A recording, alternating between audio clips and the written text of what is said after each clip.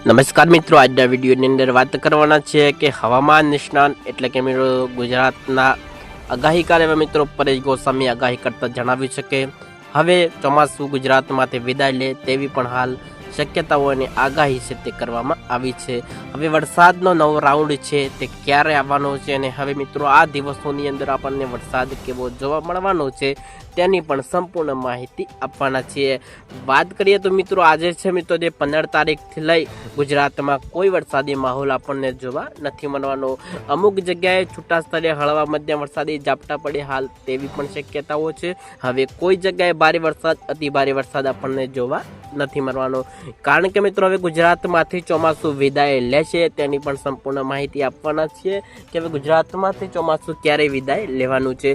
વાત કરીએ તો મિત્રો 10 સપ્ટેમ્બરથી લઈ અને મિત્રો 15 થી 20 સપ્ટેમ્બર સુધી કોઈ વરસાદની શક્યતાઓ જે હમણાં તે વ્યક્ત કરવામાં નથી આવેલી। વાત કરીએ તો હવે વરસાદનો જે નવો રાઉન્ડ છે તે પણ આવવા જઈ રહ્યો છે। વાત કરીએ તો મિત્રો 20 સપ્ટેમ્બર પછી પણ મિત્રો નવરાત્રિના દિવસોની અંદર વરસાદની શક્યતાઓ તે વ્યક્ત કરવામાં આવેલી છે। ગુજરાતના આગાહીકાર એવા મિત્રો અંબાલાલ પટેલે આગાહી કરતા જણાવ્યું છે કે ગુજરાતમાં નવરાત્રી ઉપર મિત્રો ખેલૈયાઓની વચ્ચે વરસાદી માહોલ બને હાલ તેવી પણ શક્યતાઓ છે તે વ્યક્ત કરવામાં આવેલી છે।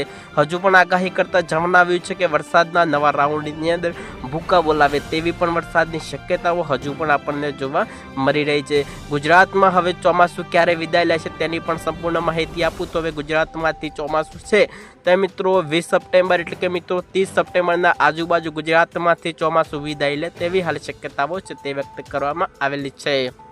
આગામી દિવસોમાં 15 થી 20 સપ્ટેમ્બર સુધી ગુજરાતમાં વરસાદનો નવો રાઉન્ડ છે તે આપણને જોવા મળવાનો છે। આજે મિત્રો 10 સપ્ટેમ્બરથી લઈ 15 સપ્ટેમ્બર સુધી વરસાદી કોઈ શક્યતાઓ છે તે વ્યક્ત કરવામાં નથી આવેલી, કારણ કે મિત્રો ગુજરાતમાં સૌથી વધુ વરસાદ 2 દિવસ આગળ છે તે મિત્રો બનાસકાંઠા કચ્છ સાબરકાંઠાના કેટલાક વિસ્તારોની અંદર મેઘાએ ધબધબાટી બોલાવી હતી।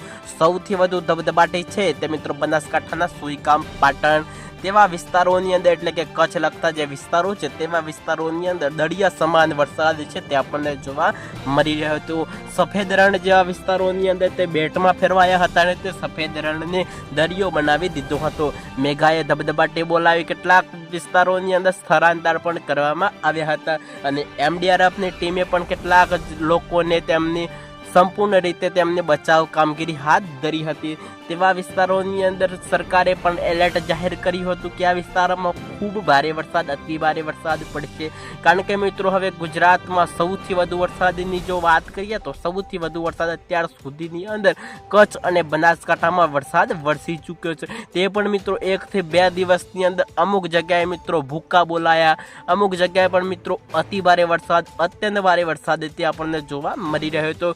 ગુજરાતના કેટલાક ડેમો મિત્રો ઓવરફ્લો જોવા મળી રહ્યા હતા અને કેટલાક સાબરમતી નદી છે તેવી તો મિત્રો 2 કાંઠે આપણને જોવા મળી હતી।